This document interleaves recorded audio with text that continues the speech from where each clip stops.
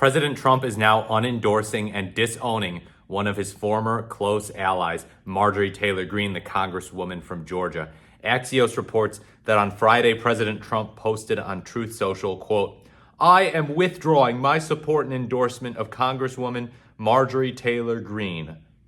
All I see is wacky Marjorie do is complain, complain, complain." The president claimed that tensions began after he showed Greene polling suggesting she could not win a statewide race, even with his endorsement, which he said he was not going to give. Quote, "She has told many people that she is upset that I don't return her phone calls anymore," Trump wrote. "I can't take a ranting lunatic's calls every day." So Greene has taken positions in recent weeks that have puzzled Republicans and irritated Trump. She said that her party has, quote, "no plan when it comes to healthcare," which that's definitely true. That's a very true criticism. And I'm almost surprised that she'd bother to talk about healthcare, because Republicans, the whole idea is they have no plan, because basically they have nothing that could improve the current system, only things that would worsen the current system.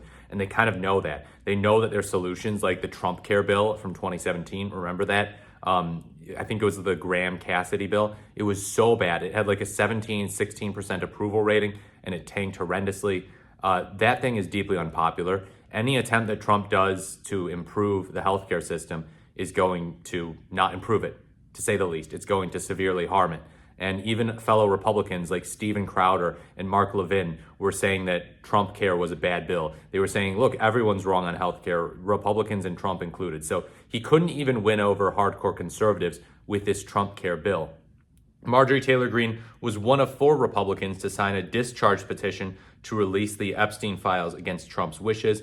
In an interview with Axios last month, she slammed Trump's second-term agenda as America last. And so, yeah, that was part of her criticism of Trump for, bombing Iran's nuclear facilities.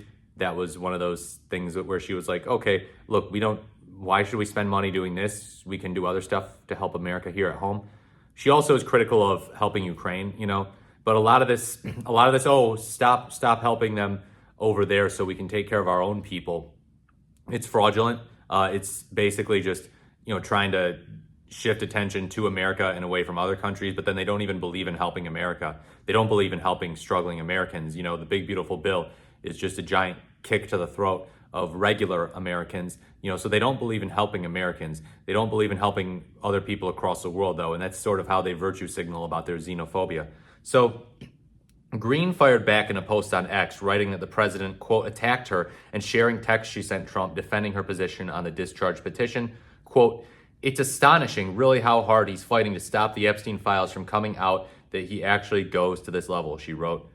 It's astonishing that the people in his administration also had such a quick U-turn in terms of, oh, we're going to release the Epstein files to, they don't exist. They're non-existent. The Epstein files don't exist. They're not a thing. Sorry, guys, it's time to move on. We're not going to deliver on this promise. They don't exist because they don't exist, and that's that. And, never mind that the president might be in the Epstein files. Quote, "I have supported President Trump with too much of my precious time, too much of my own money, and fought harder for him even when almost all other Republicans turned their back and denounced him. But I don't worship or serve Donald Trump." Well, good for you. Good for you. Glad you realize that he's a grifter in one way or another.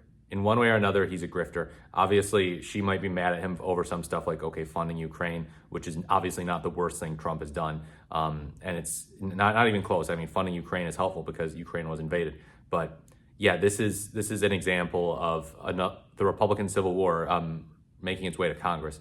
Because, it seems like it's mostly these media figures going after each other. Shapiro, Nick Fuentes, Matt Walsh, Alex Jones, all these, Tucker Carlson, Megyn Kelly. But now it's like, okay, the politicians have a little bit of a rift, and it's pretty interesting to see. Let me know what you think in the comments below. Please like, comment, or subscribe to the channel. Thank you so much for watching. This is the more the merrier, and I look forward to speaking to you in my next video.